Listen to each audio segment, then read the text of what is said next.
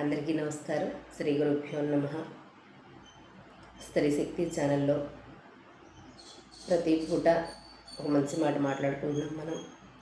అలాగే ప్రకృతి స్వరూపిణి అయిన రాధాదేవి గురించి, దేవి భాగవతంలో గురించి కొన్ని విషయాలు మనం చర్చించుకుంటున్నాము. అందులో ముఖ్యంగా మొన్న 2 రోజులు కూడా దక్షిణాదేవి స్తోత్రాన్ని చెప్పుకుంటున్నాము. అమ్మవారి మహిమను, అలాగే యజ్ఞం చేస్తే దక్షిణ పెడితే వచ్చే ఫలము, అలాగే దక్షిణ పెట్టకపోతే యజమాని చేయించిన వక్త కూడా ఎలా నష్టపోతారు అనేది నారాయణ మహామునీంద్రుడు నారదుల వారికి చెప్తున్నారు. అందులో భాగంగా నారదుడిని మళ్ళీ నువ్వేమైనా వినాలని ఉన్నదా అని చెప్పి నారాయణమూర్తి అడిగారు. అడిగితే అప్పుడు ఆయన చెప్తున్నారు, నారదుడు అడుగుతున్నాడు, మునీంద్ర, దక్షిణ లేని కర్మఫలను ఎవరు అనుభవిస్తారు? దానికి తోడు యజ్ఞపురుషుడు భగవతి దక్షిణను ఏ విధంగా పూజించాడు దాన్ని కూడా తెలపండి అని అడిగితే భగవంతుడైన నారాయణుడు తెలుపుతున్నాడు, మునీంద్ర, దక్షిణ లేని కర్మయందు ఫలితమే ఎట్లుంటుంది? ఫలము, నొసుగు, యోగ్యత దక్షిణతో కూడిన కర్మయందు మాత్రమే ఉంటుంది. దక్షిణ లేని కర్మఫలమును బలి భుజిస్తాడు.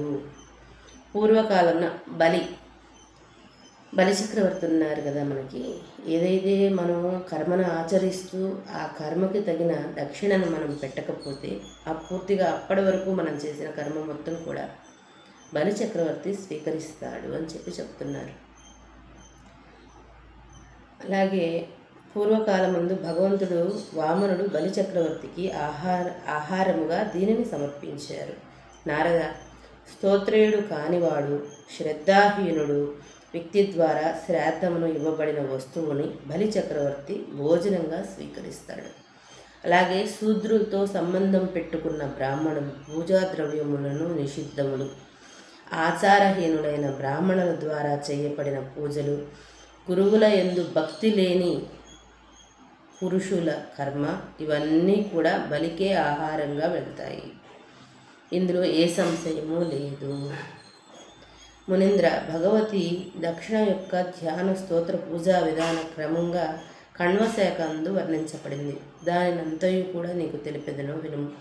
పూర్వకాలంలో కర్మఫలమును భగవతి దక్షిణ ప్రసాదించుచుండెను. ఆమె యజ్ఞపురుషుని భర్తగా పొందెను. ఆమె సుందర రూపమును చూసి యజ్ఞపురుషుడు మోహితుడయ్యను. అట్టి స్థితిలో ఆ స్వామి ఆ దేవిని స్తుతించెను. యజ్ఞపురుషుడు సౌభాగ్యవతి అయిన దక్షిణాదేవిని స్తోత్రం చేస్తున్నారు. పూర్వకాలమున గోలోకమునందు ఒక గోపికవు. గోలోకములో నీకు ప్రముఖ స్థానం ఉండేది. నీవు రాధతో సమానమైన దానవు. భగవంతుడైన శ్రీకృష్ణుడు నిన్ను ప్రేమించుచుండెను. కార్తీక పూర్ణిమ నాడు రాధా మహోత్సవం జరుగుచుండెను. అప్పుడు నీవు భగవతి మహాలక్ష్మి దక్షిణ భాగము నుండి ప్రకటితమైవి. అందువలన నీకు దక్షిణ అను పేరు కలిగినది. శోభనాంగి, నీవు పరమశీలవతి అవుటిచే సుశీల అని పిలువబడితివి. రాధాదేవి శాపము వలన గోలోకమును వేడితివి. నా సౌభాగ్యవశమున దక్షిణ అను పేరుతో నాకు ప్రాప్తించితివి. సౌభాగ్యవతి, దయచేసి నీవు నన్ను భర్తగా స్వీకరింపు. నీవే యజ్ఞమునరించు పురుషుల కర్మకు ఫలమును ప్రసాదించు. ఆదరణీయురాలువగు దేవి, నీవు లేనిచో ప్రాణులందరి యొక్క కర్మలన్నీ కూడా నిష్ఫలమవును. నువ్వు లేకపోయినచో కర్మలు చేయువారి కర్మలు కూడా శోభిల్లవు. బ్రహ్మ, విష్ణువు, మహేశ్వరుడు, దిక్పాలకులు మొదలగు సకల దేవతలు నీవు లేకపోయినచో కర్మలు నొసుగుటకు అసమర్థులగుదురు. బ్రహ్మ స్వయంగా కర్మరూపం, శంకరుడు ఫలరూపమని చెప్పబడును. స్వయంగా విష్ణువగు నేను యజ్ఞరూపమున ప్రకటితులను. వీరందరికీ సారరూపం నీవే. ఫలము ప్రసాదించు పరబ్రహ్మ నిర్గుణయగు భగవతి ప్రకృతి. అటులనే స్వయంగా భగవంతుడగు శ్రీకృష్ణుడు నీ సహయోగం వలనే శక్తివంతులైరి. కాంత, నీవే నా శక్తివి. వరానన, జన్మ జన్మాంతరములలో నిరంతరం నీవు నా సమీపం నుండుము.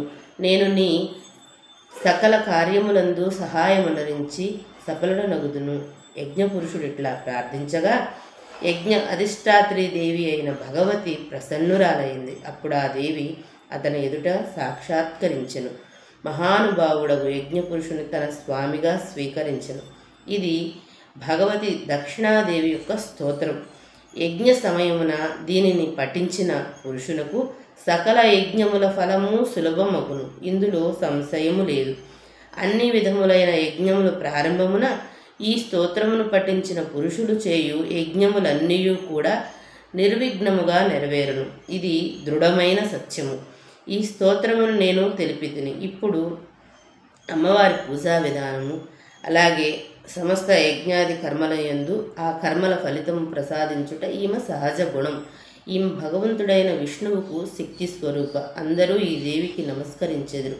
అట్టి శుభ శుద్ధిగా శుద్ధి రూప సుశీల నామములతో ప్రసిద్ధి పొందిన భగవతి దక్షిణను ఉపాసించెదను. నారద, ఈ మంత్రంతో ధ్యానం చేసి మూల మంత్రముతో వరదాయనియగు దేవిని పూజించవలను. అర్ఘ్యపాద్యములన్నీ కూడా వేదోక్త మంత్రములతో సమర్పించవలను. అలాగే అమ్మవారి దక్షిణాదేవి ఇక్కడ బీజాక్షరాలు చెప్పబడినవి, అవి చెప్పకూడదు ప్రత్యేకంగా. అలా అమ్మవారి బీజాక్షరాలతో పూజించి భక్తితో ఉత్తమ విధానాలతో అర్చించవలను. బ్రాహ్మణోత్తమ భగవతి దక్షిణ యొక్క ఈ ఉపాఖ్యానమును తెలిపితిని. ఈ ఉపాఖ్యానము సుఖమును సుగును, ప్రీతిని, సకల కర్మల ఫలమును ప్రసాదించును. ఈ భూమండలమున భారతదేశమునందలి ఏ పురుషుడైనను దక్షిణాదేవి యొక్క ఈ చరిత్రను సావధానుడై వినినచో అతని కర్మ ఏదియును అసంపూర్ణముగా నుండదు. పుత్రహీనుడికి పుత్రుడు గుణవంతుడైన కుమారుని పొందుతాడు. అలాగే కలిగి ఉండును. భార్య లేని వానికి పరమ సౌశీల్యవతమైన సుందరమైన పత్ని సులభంగా లభిస్తుంది.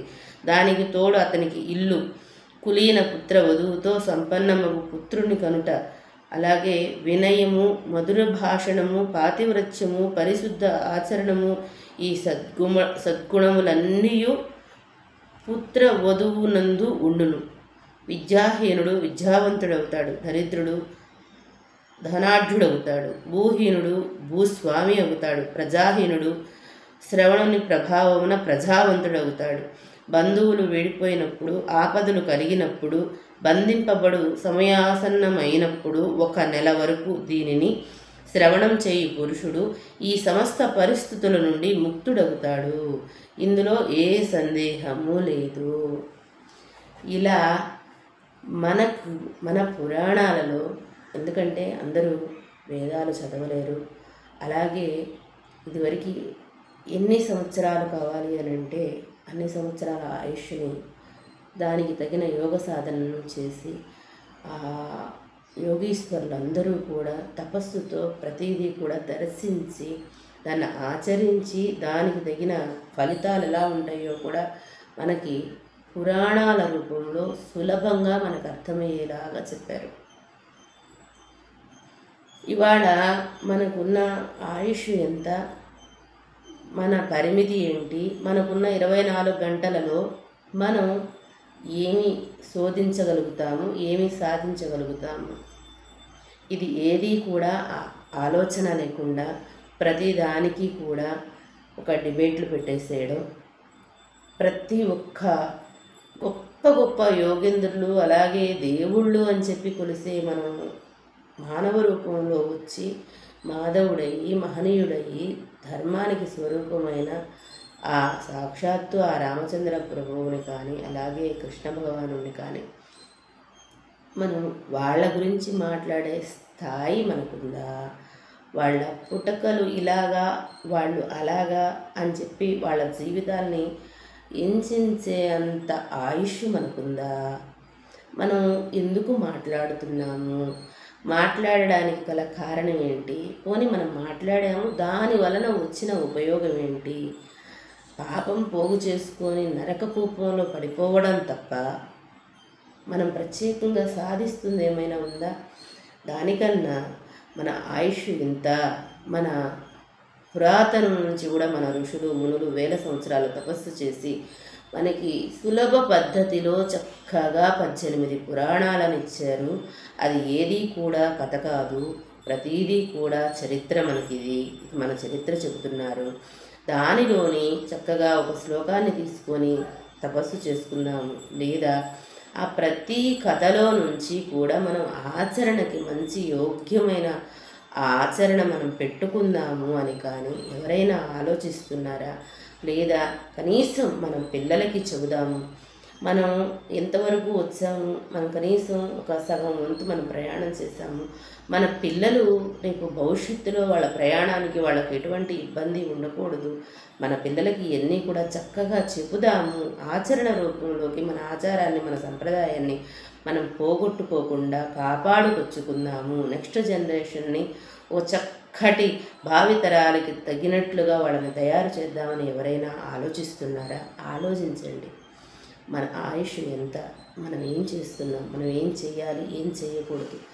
మనం సనాతన ధర్మంలో పుట్టి మన పురాణాలు, మన ఆచారాలని, మన సంప్రదాయాన్ని మనము అలాగా విచ్ఛిన్నం చేసుకుంటూ ఇంకా గొప్పగా మేము తెలివిగా మాట్లాడుతున్నాం, మేము తెలివి కలిగిన వాళ్ళము, నేను అందులోని తప్పు చూస్తాను, ఇందులోని లోపం చూస్తాను అని అనడం అది కేవలం మూర్ఖులకు మాత్రమే సాధ్యం. ఎవరూ కూడా జ్ఞానం ఉన్నవాళ్ళు కానీ కనీసం మినిమంలో మినిమం అన్నమాట, అంటే జ్ఞానము అవసరం లేదు, కనీసం ప్రాక్టికల్గా కానీ ఆలోచన చేయలేకపోతున్నారు. ఇది ప్రతి ఒక్కళ్ళు కూడా దయచేసి ఆలోచన చేయండి. మనకి ఎంతో సంపదనిచ్చారు, దానిలో ఒక్కటి పట్టుకున్నా మనం తరించిపోతాం. మానవ జన్మ చాలా చాలా చాలా విలువైనది. ఎన్నో కోట్ల జన్మల తర్వాత మనకు మానవ జన్మ వస్తుంది.